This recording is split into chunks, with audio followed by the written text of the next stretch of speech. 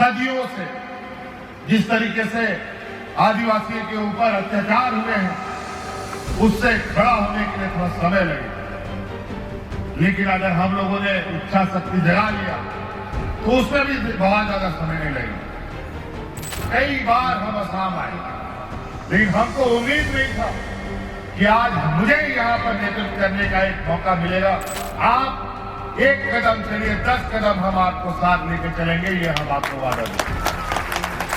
ऐसा पहली बार नहीं, कई बार हुआ है। झारखंड में भी ये इन लोगों ने किया है, लेकिन हम लोगों ने इनको झारखंड में भी इसको प्राप्त किया है। अब असम में भी इनको प्राप्त करने का काम करना पड़ेगा। सरहदों पर बहुत तनाव है क्या, जरा पता तो करो चुनाव है क्या। आज राहत इंदौरी के इस शेर के साथ बात इसलिए शुरू कर रहे हैं क्योंकि जिक्र करना है झारखंड के पड़ोस में उस चुनावी राज्य की जहां की सुबह चाय की चुस्कियों से शुरू होती है, लेकिन आज वहां की शाम सियासी शोर के थमने के साथ ढल गई है। जी हाँ, असम की बात कर रहे हैं हम। आज 7 अप्रैल है और आज ही असम विधानसभा चुनाव के लिए प्रचार का आखिरी दिन भी। शाम 5 बजे लाउडस्पीकर खामोश हो गया था, रैलियों की धूल बैठ गई, लेकिन इस धूल के गुब्बार में एक चेहरा ऐसा जो गुवाहाटी से नहीं बल्कि रांची से आया था, और वो चेहरा है झारखंड के मुख्यमंत्री हेमंत सोरेन का। झारखंड मुक्ति मोर्चा असम में तीर धनुष लेकर उतरी है।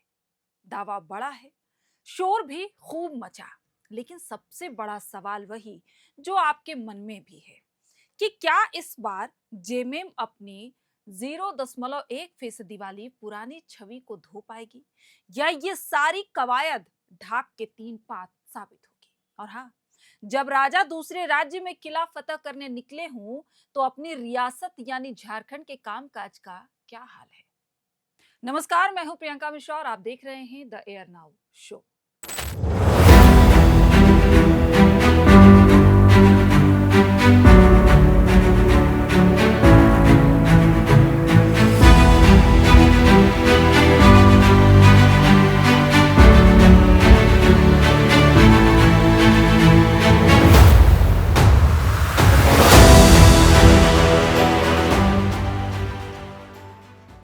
राजनीति में महत्वाकांक्षा बड़ी चीज होती है। इससे पहले भी हेमंत की पार्टी असम में हाथ आजमाती रही है और उसकी अपनी वजह है चाय बागान।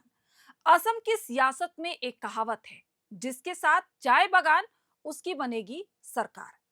असम में करीब 18 से 20% वोटर टी ट्राइब यानी चाय जनजाति समुदाय से आते हैं, और ये वो लोग हैं जिनके पुरखे अंग्रेजों के जमाने में छोटा नागपुर यानी आज के झारखंड से असम ले जाए गए थे, यानी खून का रिश्ता।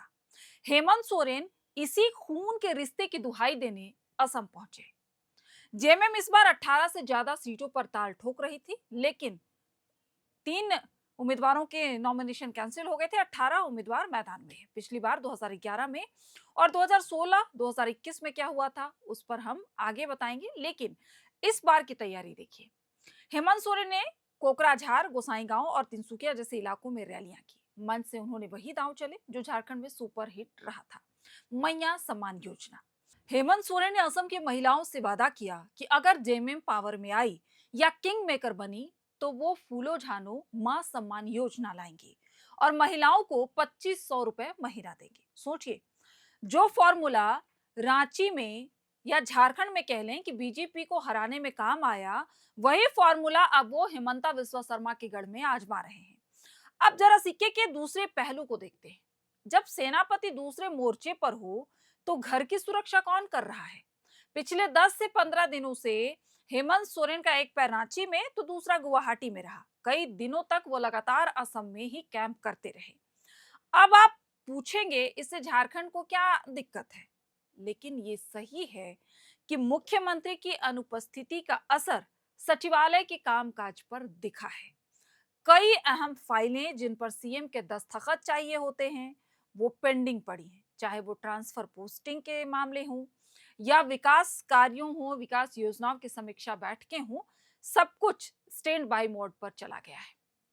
अधिकारियों को भी मौका मिल गया ये कहने के लिए कि साहब अभी टूर पर हैं, उनके आने के बाद ही देखेंगे। लेकिन हेमंत सोरेन के समर्थकों का तर्क है कि आज डिजिटल जमाना है और सीएम साहब वीडियो कॉन्फ्रेंसिंग से सब निपटा रहे हैं। लेकिन भैया, वीडियो कॉल पर सरकार चलाना और मौके पर मौजूद होकर अधिकारी की क्लास लगाने में बड़ा फर्क है, और जो फर्क है वो आप और हम बखूबी समझते हैं। अब आते हैं उस सवाल पर जो सबसे ज्यादा बड़ा है। क्या जेएमएम असम में सिर्फ वोट कटवा है? आंकड़े झूठ नहीं बोलते और आंकड़े जेएमएम के लिए डरावने हैं। 2011 में हेमंत और उनकी पार्टी असम में 9 सीटों पर लड़े, लगभग 13% वोट मिला। सीटें आई 0। 2016 में जेएमएम का वोट शेयर 1% से भी नीचे रहा। 2021 में भी वही हाल रहा, कोई चर्चा ही नहीं थी। तो इस बार ऐसा क्या बदल गया कि हेमंत सोरेन अपना राज्य छोड़कर वहां पसीना बहा रहे हैं? सवाल यही है। पहला बदलाव है आदिवासी अस्तित्व का और आदिवासी अस्मिता का मुद्दा। असम के चाय बागानों में काम करने वाले आदिवासियों को आज तक अनुसूचित जनजाति का दर्जा नहीं मिला है, वो वहां ओबीसी में आते हैं। हेमंत सोरेन ने इसी दुखती रग पर हाथ रखा है। उन्होंने अपनी रैलियों में कहा कि हम झारखंड में आदिवासी हैं, तो असम में आते ही ओबीसी कैसे हो गए? हमारा खून एक है, हमारी लड़ाई एक है। कांग्रेस और बीजेपी दोनों ने इस मुद्दे पर चाय बागान मजदूरों को लुभाया है, लेकिन हेमंत सोरेन खुद को उनके अपने खून के तौर पर पेश कर रहे हैं। दूसरी बड़ी बात है कांग्रेस से दूरी। पिछली बार जेएमएम असम में गठबंधन की उम्मीद में थी, लेकिन कांग्रेस ने भाव नहीं दिया। इस बार जेएमएम ने कहा हम अकेले लड़ेंगे। कांग्रेस के लोकल नेताओं का आरोप है कि जेएमएम बीजेपी की बी टीम बनकर उनके वोट काटने आई है, लेकिन हेमंत सोरेन का कहना है कि वो कांग्रेस के भरोसे नहीं, अपनी ताकत दिखाने आए हैं। तो खुलकर जो इनकी अंदरूनी कलह है वो सामने आ गई है कि कांग्रेस और जेएमएम में अब बनता हुआ नजर नहीं आ रहा है। तीसरी और अंतिम बात यह भी है कि 2011 और 2016 में जेएमएम एक छोटी क्षेत्रीय पार्टी की तरह लड़ी थी। 2026 में वो एक ऐसे मुख्यमंत्री की पार्टी है जिसने बीजेपी को 2 बार पटखनी दे दी है। उसके पास संसाधन है और एक सक्सेसफुल झारखंड मॉडल है जिसे वो बेच सकते हैं। तो अब सवाल है कि 9 अप्रैल को क्या असम वोट डालेगा तो क्या होगा? क्या सूरत बदलेगी? ईमानदारी से कहें तो जेएमएम का असम में सरकार बनाना तो दूर, किंग मेकर बनना भी बहुत मुश्किल लगता है। जानकार कहते हैं कि असम की राजनीति से पहले ही 2 छोर हैं। एक तरफ बीजेपी का हिंदुत्व और विकास का मिक्स और दूसरी तरफ कांग्रेस और मुस्लिम वोटों का समीकरण। इसमें जेएमएम के लिए जगह बनाना आसान नहीं है। लेकिन अगर हम तथ्यों को देखें तो एक मायने में सूरत बदल सकती है। अगर जेएमएम 2-3 सीटों पर जीत दर्ज करती है या कुछ प्रमुख सीटों पर 5,000-10,000 वोट भी काट लेती है तो वो कांग्रेस का खेल बिगाड़ देगी और बीजेपी को इसका फायदा मिल जाएगा। और अगर ऐसा हुआ तो राष्ट्रीय स्तर पर इंडिया गठबंधन में हेमंत सोरेन का कद और बार्गेनिंग पावर दोनों बढ़ जाएगी। फिलहाल आज प्रचार थम गया है। गुवाहाटी से लेकर डिब्रूगढ़ तक खामोशी है, लेकिन ये खामोशी तूफान से पहले की है। 4 मई को जब नतीजे आएंगे तब पता चलेगा कि हेमंत सोरेन का ये मिशन असम एक मास्टर स्ट्रोक था या महज एक महंगी राजनीतिक पर्यटन यात्रा। तब तक के लिए आप इस पूरे मामले में क्या सोचते हैं बताइएगा जरूर।